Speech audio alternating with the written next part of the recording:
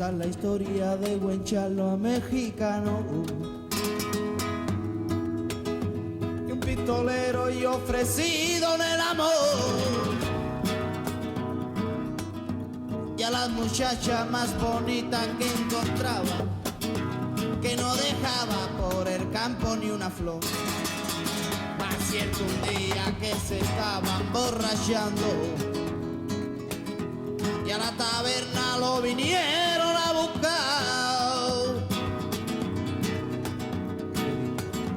Márchate, Juan, que por ahí te andan buscando. Son muchos hombres, no te vayan a matar.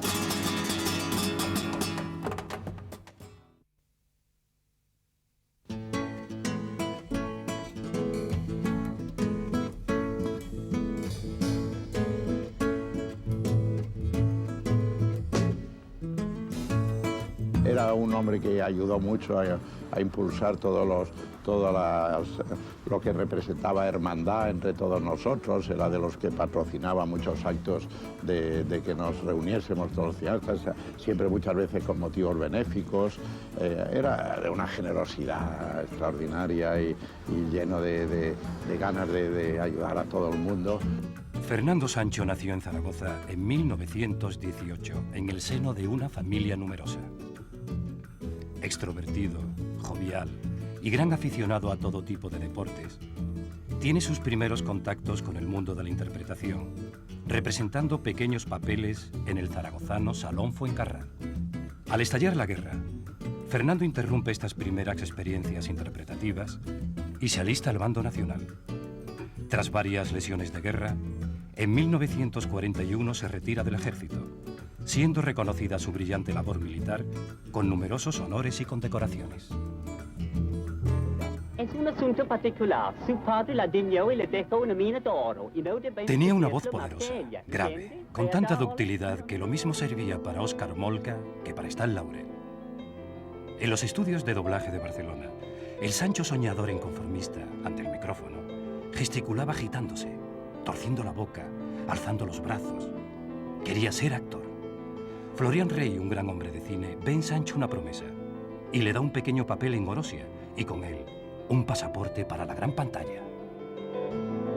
Yo creo que hay dos épocas en la vida de Fernando Sancho que son muy claras, que es la época de este cine español de posguerra, que puede empezar en 1941 y que se prolonga hasta finales de los 50. Entonces, como otros excelentes actores españoles, yo siempre he sostenido que lo mejor del cine español eran sus actores secundarios.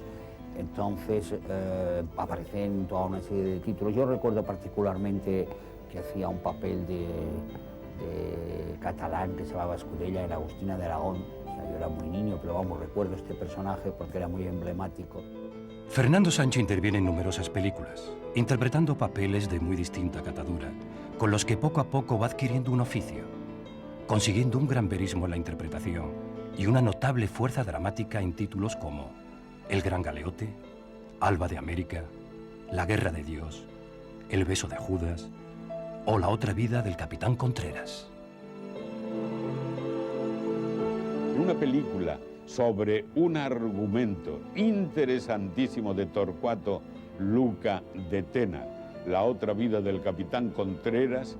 Yo no solo fui actor junto a Fernando Sancho, sino que los dos, inmersos en las tareas de una redacción periodística, se entendía que era la propia casa del ABC, yo era el director y él un redactor desaforadamente nervioso, mandándose a sí mismo, que es la mejor cualidad que puede tener un periodista, por motivo de que hay que adelantarse y anticiparse a la necesidad exclusiva de un hecho determinado.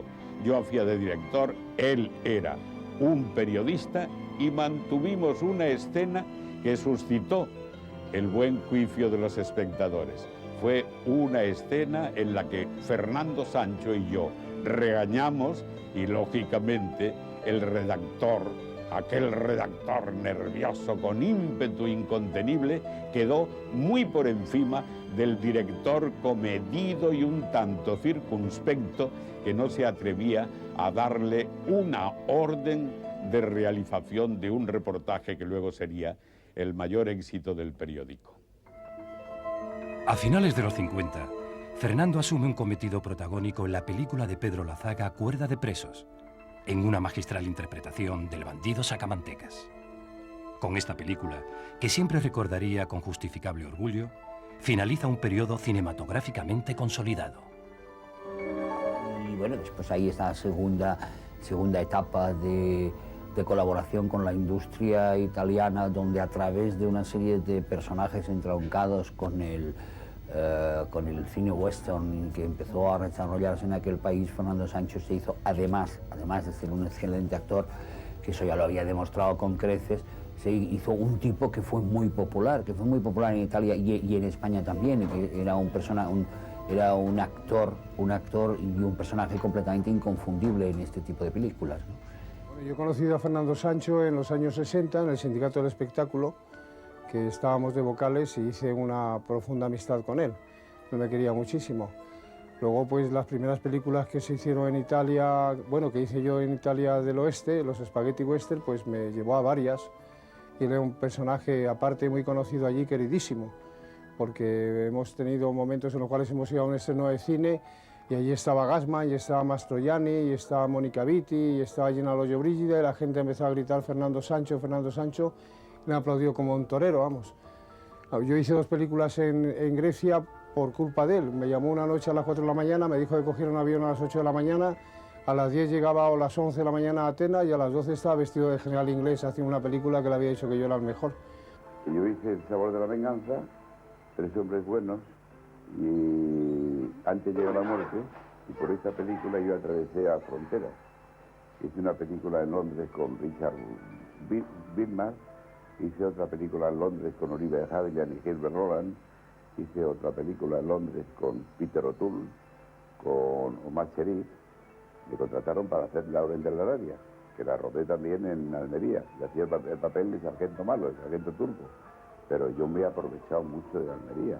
Almería, muchísima gente y muchísimos actores hemos traspasado la frontera, que aquí nos hubiéramos muerto de hambre. Yo creo que Fernando Sancho forma parte de ese entrañable grupo de actores que han acompañado nuestra vida.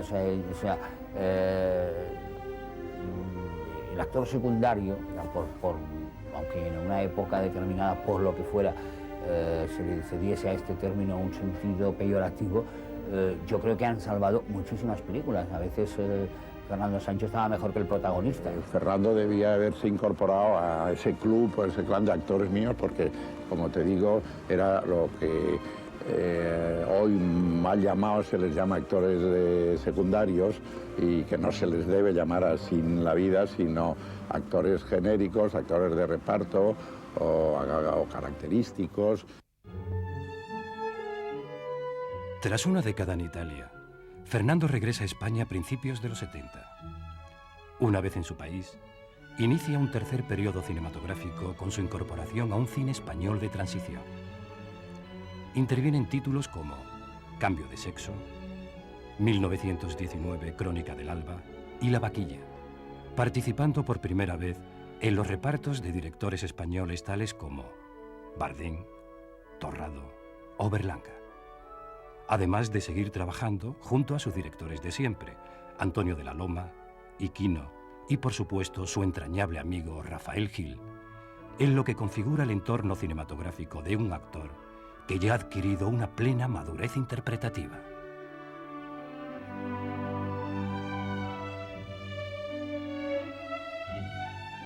Con Fernando, desde luego, lo he querido llevar bastante más veces de las que trabajó conmigo, que fue en La Vaquilla. Pero es que era el hombre orquesta, digamos, del cine español. Estaba siempre trabajando. Siempre que yo empezaba una película, siempre estaba en Italia o estaba... Me acaban de contar ahora mismo una anécdota que en una semana estuvo rodando en Italia, en Francia y en España. Pues es verdad, continuamente era así, y cada vez que yo le llamaba, porque él tenía las características físicas, aparte de su calidad de actor, para ser un actor de los míos. Pero ¿cómo me lo van a quitar los rojos, señora Cortés? Los rojos no. Tenían una disciplina enorme que en el caso de Fernando se acrecentaba por sus orígenes y conexiones militares, y entonces el sentido de la responsabilidad y de la disciplina lo tenía a tope. Y esto era maravilloso para mí porque me gusta lo que te decía antes, rodar de una manera absolutamente despreocupada respecto a nuestras relaciones y llenos de afecto y cariño, que es lo que debe ser un equipo en rodaje, pero sin olvidar nunca lo que representa estar a la hora precisa en el sitio donde tenemos que rodar, llegar maquillado, llegar ya vestido, todas esas cosas que algunos las descuidan. En el caso de Fernando eran fabulosas porque era el primero en llegar, el primero en estar preparado. ¿Ha hecho algo malo? Nada, cosas de chiquillo. La señorita Lola quiere hablar contigo. Acabo de pillar a Luna. La Luna Negra fue la última película que Fernando hizo y la hizo conmigo, ¿no? La rodamos en el verano del 89. No le conocía prácticamente antes de... Bueno, le conocía, evidentemente, yo sí le conocía a él, ¿no? Pero no habíamos tenido una relación hasta esa película, ¿no? Y entonces fue una experiencia muy gratificante, ¿no? Tenía una humanidad increíble y nuestra relación fue de trabajo estupenda, ¿no? Lástima que fuera la última película, ¿no? Por lo que yo veo, era un personaje con mucha fuerza, con mucha potencia, ¿no? Y en ese sentido, y por el físico ese tan poco rondo que tenía, yo creo que le daban ese tipo de papeles, ¿no? Ese Mandelov. Estábamos toreando en una finca de los aledaños de Madrid unas vaquillas. La vaca me derribó en aquella corraleta llena de estiércol, y si no llega a ser por el quite que llevó a cabo Fernando Sancho, auxiliado por Verde, el famoso defensa del Atlético de Madrid, yo hubiera fenecido a cuernos de aquella vaca iracunda. Es algo que tampoco olvidaré nunca. La decisión y el buen arte de Fernando, que era un aficionado a los toros donde los haya. A lo largo de su extensa carrera cinematográfica, Fernando Sancho obtuvo innumerables reconocimientos a su meritoria labor artística y humana. Entre ellos destacan 5 premios nacionales de interpretación, medalla de plata del Sindicato Nacional del Espectáculo, medalla de oro del Círculo de Bellas Artes, pistola de oro por su aportación al western, alcazaba de oro de Almería, y fue el primer extranjero y único que obtuvo el Oscar Internacional Italiano Maschera d'Argento en 1966 por Arizona Colt.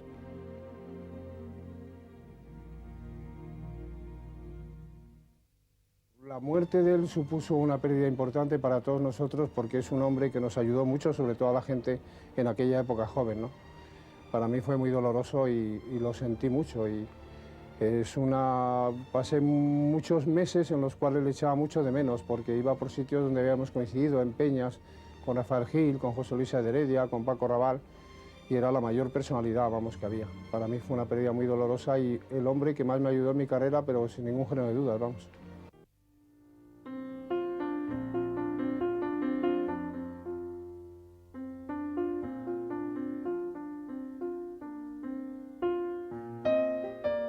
Si yo encontrara en este momento a Fernando Sancho, lo primero que le diría, con lágrimas en los ojos: te fuiste porque no nos pediste opinión a los amigos. Lo habríamos evitado incluso a costa de irnos alguno de nosotros por ti. De verdad, Fernando, ¿cómo te recordamos?